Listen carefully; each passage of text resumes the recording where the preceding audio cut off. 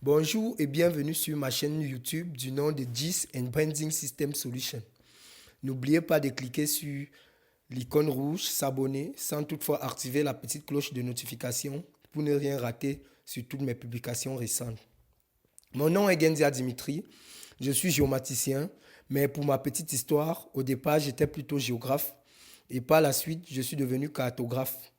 C'est-à-dire que je prenais des éléments et j'essayais d'intégrer l'ensemble pour réaliser des cartes pour les différents étudiants, chefs de petites entreprises et certains chefs de projet. C'est au fur et à mesure que le temps est passé que j'ai remarqué que j'avais des capacités en gestion de bases de données et en programmation Python, JavaScript et bien d'autres logiciels. Ça fait à peu près 5 ans que je suis géomaticien et enseignant assistant à l'université de Caen. J'ai donc différentes fonctions individuelles. En premier, je suis informaticien maintenancier logiciel et matériel. Je suis également géographe environnementaliste.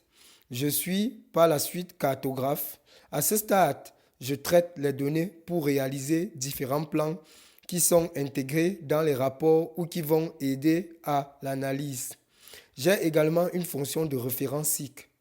J'aide donc les étudiants et certains collègues sur certains de leurs projets, ainsi que des personnes de différents niveaux qui ne viennent pas forcément du domaine SIC. Enfin, j'ai cette casquette de formateur qui ne me met plus seulement dans l'aide ponctuelle. À ce stade, je vais vraiment former les gens sur les différents outils des logiciels comme la suite d'Adobe, AGIS, QGIS, MapInfo, Envy, EDAS et bien d'autres logiciels. Mon but étant de montrer des raccourcis pouvant leur faire gagner du temps. Bref, au quotidien, j'utilise mes connaissances SIC pour aider les particuliers, les étudiants et les enseignants. J'intègre donc les données issues de différents logiciels.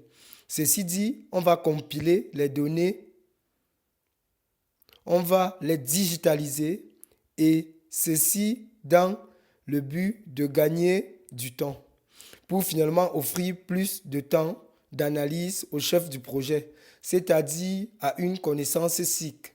Mais on a également une sémiologie graphique à avoir. Au final, on pourra synthétiser l'information de telle manière qu'une personne qui n'est pas du milieu puisse comprendre aisément une problématique complexe. Parmi les projets sur lesquels je travaille actuellement, il y a le glissement de terrain de gouache à Bafoussam 3. Le SIG est parfait pour cela parce qu'on va s'intégrer à plusieurs, je voulais dire s'intéresser à plusieurs constructions qui, qui sont des objets spatials et on va récupérer des données ou bases de données du site avant et après la catastrophe. On va donc intégrer la donnée à l'intérieur du cycle. Ensuite, on va analyser la donnée. Donc, finalement, générer les résultats pour avoir finalement une cartographie actuelle de la couverture de la catastrophe ou de la zone couverte par celle-ci. En fait, le cycle permet d'avoir une évolution rapide d'un projet, d'intégrer énormément de données, de compiler les données et du coup de faire une synthèse. Quelque chose de très simple, utilisable par un utilisateur novice. Comme je l'ai toujours dit à certains de mes camarades, le SIG est un métier d'avenir. Merci pour votre écoute suite à cette vidéo explicative du SIG. N'oubliez pas de cliquer sur l'icône rouge s'abonner sans toutefois activer la petite cloche de notification pour ne rien rater sur toutes mes publications.